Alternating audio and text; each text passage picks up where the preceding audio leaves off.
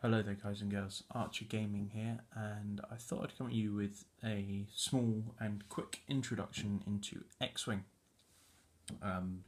Obviously throughout my challenge so far today, I have done very basic intros into several games I do play. So I thought I might as well add XWing to that list. I have explained some of the symbols you might see through the unboxing, so please go and check those out. And don't forget why I'm doing this today is all for the NSPCC and scope. Links to donate are below, and again there's also a link to the beginning of my challenge explaining what I've been doing, and just follow it from there. So what I wanted to show you guys is the basic layout and principles of XWing. I've had quite a few interests through the comments, so I thought why not give it a bit more of a better explanation. So I've got a range of ships in front of us. We have the K-Wing here, an A-Wing, the Falcon and the X-Wing. A few of those you would recognise from the films, obviously mainly being the Falcon and the X-Wing. Then you do have the A-Wing, which is in a few of the films, and the K-Wing is part of the expanded universe, but obviously they've made a model for it. So far in X-Wing they haven't gone backwards from episode 4. I don't believe. Maybe a few of the but they haven't gone to like Naboo starfighters or anything that far back, which is kind of cool. They've obviously started to dip into the Force Awakens now. They've got the Ghost from Star Wars Rebels coming out, so it's all really cool. So anyway, I thought I'd give you a bit more of a better explanation into how Star Wars plays and things like that without giving you a full introduction game. So how you start is you deploy based on your pilot skill, which you do have cards for, which I have some cards right here.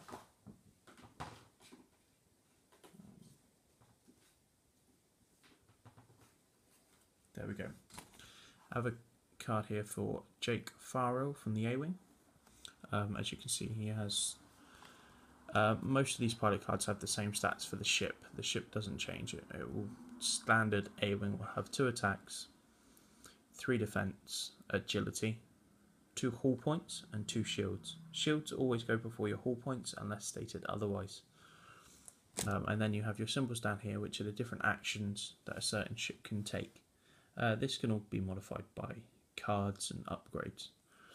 Then you have the upgrades allowed from the ship, which is the little medal symbol and the missile symbol. Then you have its points cost down here, its symbol, which is the Rebel Alliance, and a little symbol of the ship as well, along with the title and the name.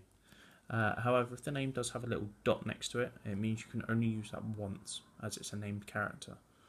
Whereas if you start going into Green Squadron Pilot, you can have as many of those as you want. A standard game of X-Wing is played at 100 points. So obviously for this particular guy, before any upgrades, would be 24 points. His pilot skill 7. Most pilot skills are up to 10. I think there are some cards which obviously boost it. I think a maximum you can have is 12. And you can go as far down as 1. So yeah, and then you always have nice different artwork for different cards, even with the same ship. Different artwork, which is always pretty artwork. So that is your ship card. You choose a pilot for each ship, and that determines the cost of your ship. Obviously, the bigger the ship, normally are generally a bit more expensive. Such as the Falcon is 49 points of Han Solo, so it's over twice the cost of the A-Wing. But then stat-wise, it has a lot more going for it. But yeah, so we have varied chips here. For movement, you have one of these, which is called a movement dial. At the start of the game, at the start of your turn, sorry, both you and your opponent go through these and choose which move you want to do. Each one has a relevant template. So for a straightforward 3, you have a forward 3 template. For a forward 4 template, you have one as well, like this for a 4 and this for a 3. These little symbols also mean a K turn. That means you go straight along and then you do a little 180-degree turn, so you're facing the opposite direction, obviously to affect your fire arc.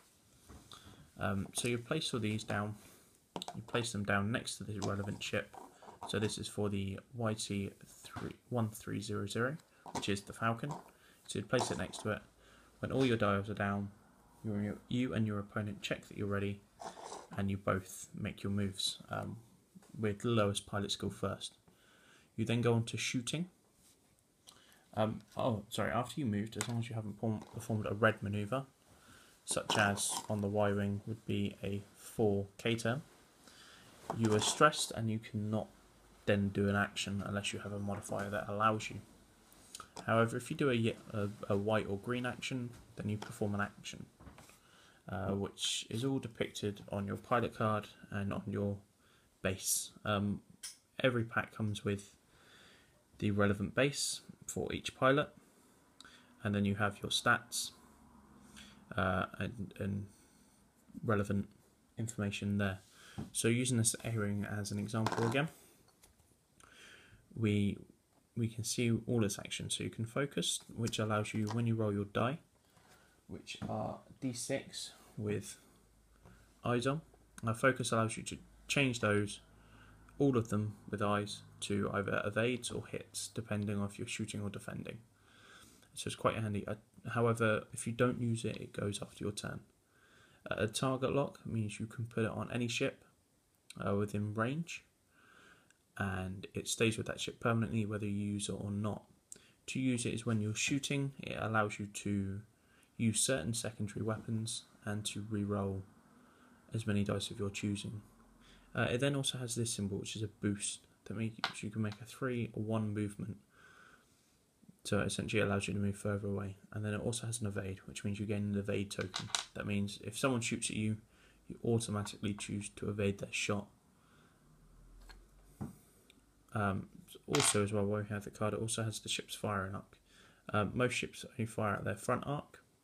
You then measure along the line. If they're in range and arc, you shoot. It doesn't matter where you clip on the base.